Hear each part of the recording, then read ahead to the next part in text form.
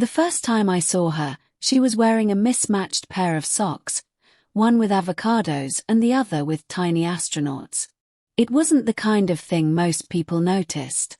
But I did. She sat 3 tables ahead of me at Solori's cafe, typing frantically on her laptop, her mouth twisted slightly to the left like she was chewing over each sentence. A cold cappuccino sat forgotten at her elbow. Her hair, a wild storm of curls, escaped the red pencil holding it up. She looked like a chaos theory come to life. And I couldn't stop staring. Maybe it was the way she bit her lower lip every time she deleted something. Maybe it was the intensity in her eyes, as if the whole universe depended on the next sentence she typed. Or maybe I'd just never seen someone so unconsciously captivating. Then suddenly, she looked up and caught me. Her eyes narrowed. "Why are you staring at me?" she asked, not rudely, not with anger, just curiosity laced with a soft challenge.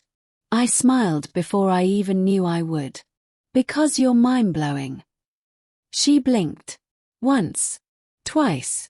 And then she blushed. The moment hung between us like a hummingbird's heartbeat. Fragile, fast, fleeting. Then she did the most unexpected thing. She laughed. "You're either a terrible flirt," she said, tilting her head, "or you really mean that. Why not both?" She closed her laptop, stood up, and walked toward me. "Got a name, terrible flirt?" "Elian," I said, stunned by her boldness. "And you?" "Meris." Meris. A name that sounded like a splash in a quiet lake. "Buy me another cappuccino," she said, gesturing to her table, "and maybe I'll let you stare some more." We sat there for hours. She told me she was a science fiction writer, working on her 3rd novel. Deadlines were monsters, she said. Editors were sorcerers, both kind and cruel. Her stories weren't about aliens or laser guns. They were about people losing and finding themselves in galaxies far away. "You'd like them," she added.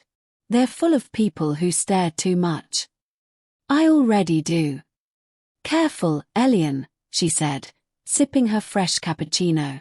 "You keep saying things like that and I might write you into a book." "Promise." She laughed again. Her laugh wasn't a sound, it was a spark. A week later, we met again. Same cafe. Same seat. Same socks, different mismatch.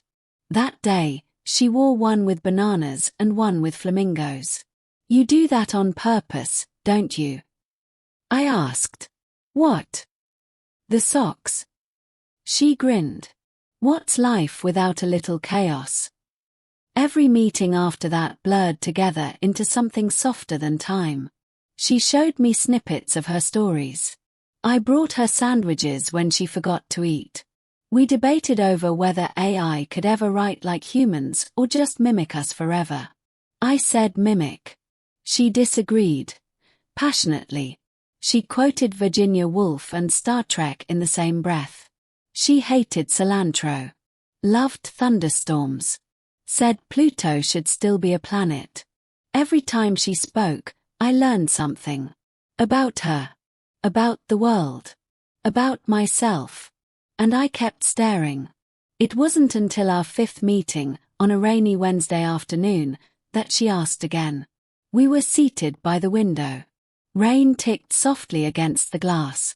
She was telling me about a character she was killing off, a misunderstood botanist on a terraformed moon. I wasn't listening. Not really. She caught me again. "Why are you staring at me?" she asked, a small, almost amused smile on her lips. "Because you're mind-blowing." This time, her smile faltered. Just a little. Then she set down her mug. "You always say that. Why?"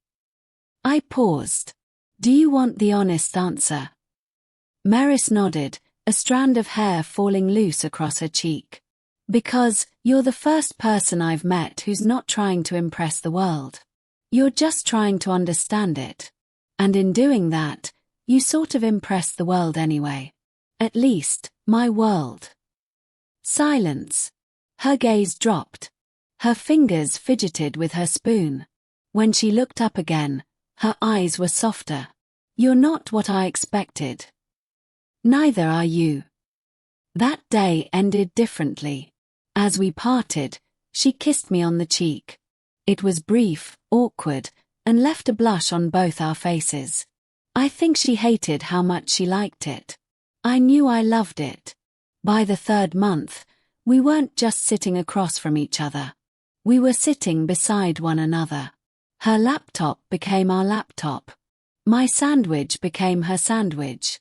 We were elbow to elbow, knee to knee, idea to idea.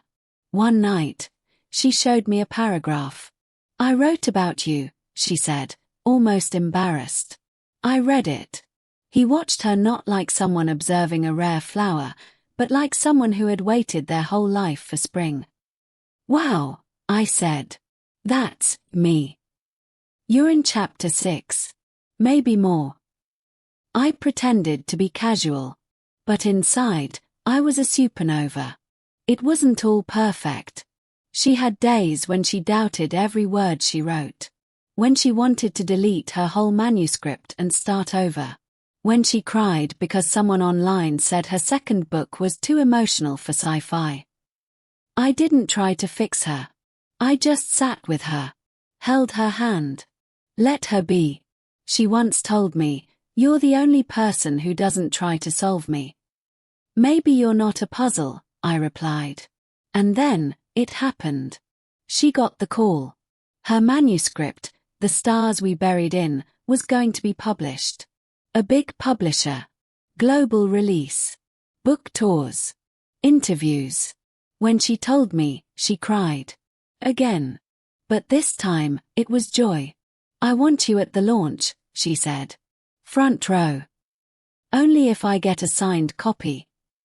With a whole chapter just for you.